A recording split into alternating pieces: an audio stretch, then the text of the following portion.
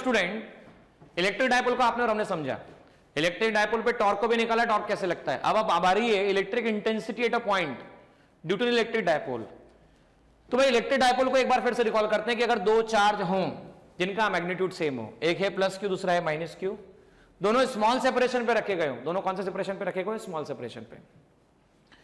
तो इस सिस्टम को इलेक्ट्रिक डायपोल कहा जाता है। अगर एक माइनस क्यू चार्ज है और एक प्लस क्यू चार्ज है, माइनस क्यू और प्लस क्यू दोनों चार्ज को हम ऐसा ज्वाइन कर देते हैं तो ये एक्सेस कहलाता है। This is the line joining.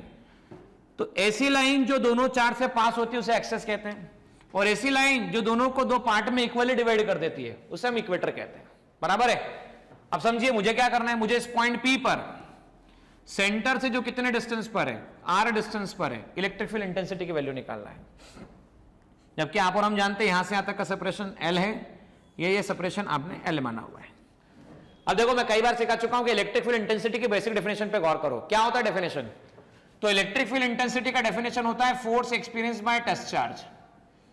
तो भाई जिस भी पॉइंट पे फील्ड निकालना हो, अरे भाई जिस भी पॉइंट पे क्या निकालना हो, फील्ड निकालना हो, वहां पे रख दो टेस्ट चार्ज। रख दिया टेस्ट चार्ज। अब इस टेस्ट चार्ज पे बाकी अदर चार्जेस का इफेक्ट फील करो, क्या फील आता है। भाई ये पॉजिटिव, ये पॉजिटिव, भाई पॉजिटिव पॉजिटिव तो बी वाला पी को रिपल करेगा और पी वाला बी को रिपल करेगा।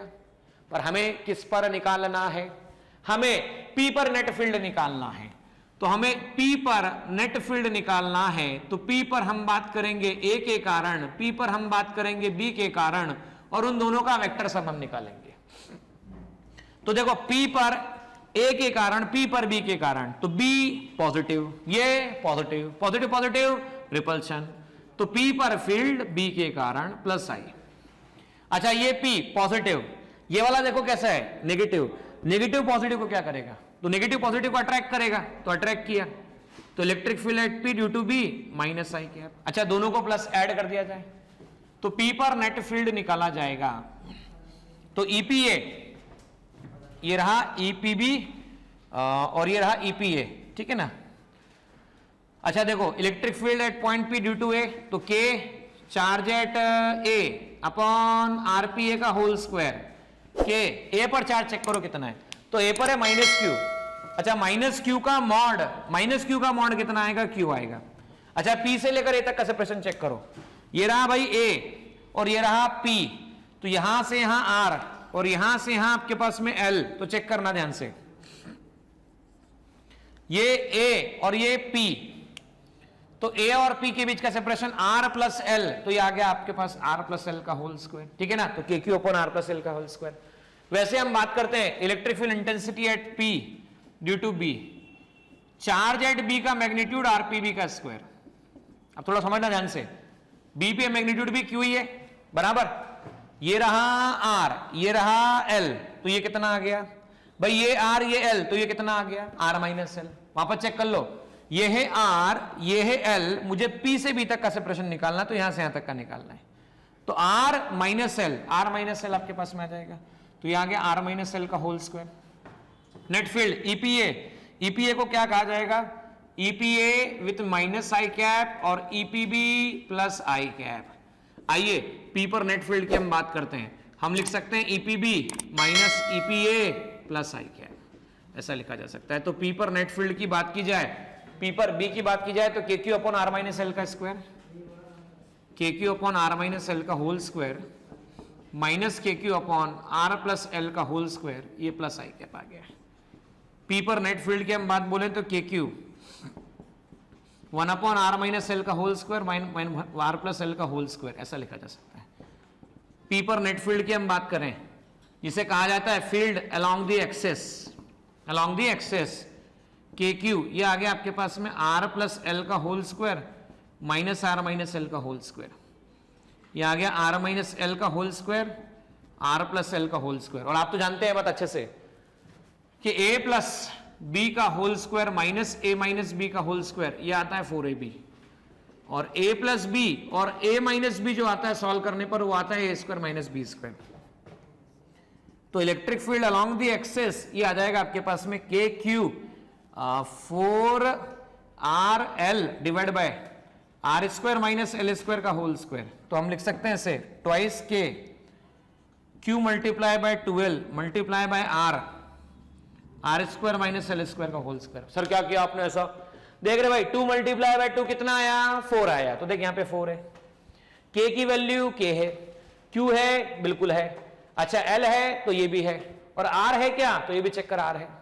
सर आपने ऐसा क्यों लिखा? कारण सुनना, इलेक्ट्रिक डायपोल मोमेंट को लिखते हैं Q मल्टीप्लाई बाय 12, तो Q मल्टीप्लाई बाय 12 जैसे ही लिखा तो देख यहां पर क्या आएगा, electric field intensity along the axis आएगी twice KPR upon R square minus L square का होल स्क्वायर।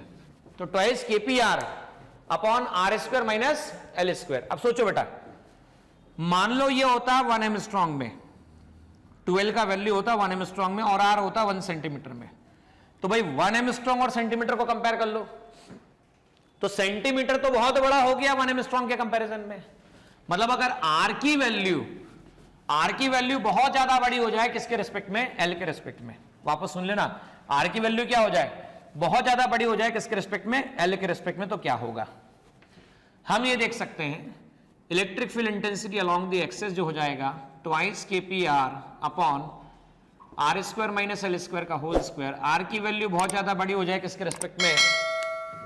L के रिस्पेक्ट में। तो हम क्या कर सकते हैं? तो हम कह सकते हैं हम R स्क्वायर हायर पावर को नहीं, L square can be ignored, इसे इग्नोर किया जा सकता है। तो हम कह सकते हैं electric field along the axis that will become twice KPR R square का स्क्वायर। तो electric field along the axis that will be given by 2 KPR upon R की पावर 4 या twice KP upon R cube. इसे कहा जा सकता है electric field intensity along the axis. अच्छा, electric field intensity along the axis में एक बार डायरेक्शन चेक करना, यहां पर प्लस आई आया था, और सिंपली बात ऐसी भी है बच्चों कि मान लो ये माइनस Q चार्ज है और मान लो ये प्लस Q चार्ज है। तो ऐसा मैं आपको सिखा भी चुका हूं। इलेक्ट्रिक लाइंस ऑफ फोर्सेस कहां से कहां होती है? तो electric lines of forces positive charge से नेगेटिव चार्ज की तरफ होती है। तो ये होगा पॉजिटिव चार्ज से नेगेटिव चार्ज की तरफ, मतलब इस तरफ होगी। तो ये होगी इलेक्ट्रिक फील्ड की डायरेक्शन अलोंग द एक्सिस। अब सिमिलर फैशन में हम electric field intensity along the axis जो हमने निकाला है, सेम पैटर्न पे हम electric field intensity along the equator भी निकाल सकते हैं। और देखिए इक्वेटर का केस, सेकंड नंबर का केस हम देखना शुरू करते हैं।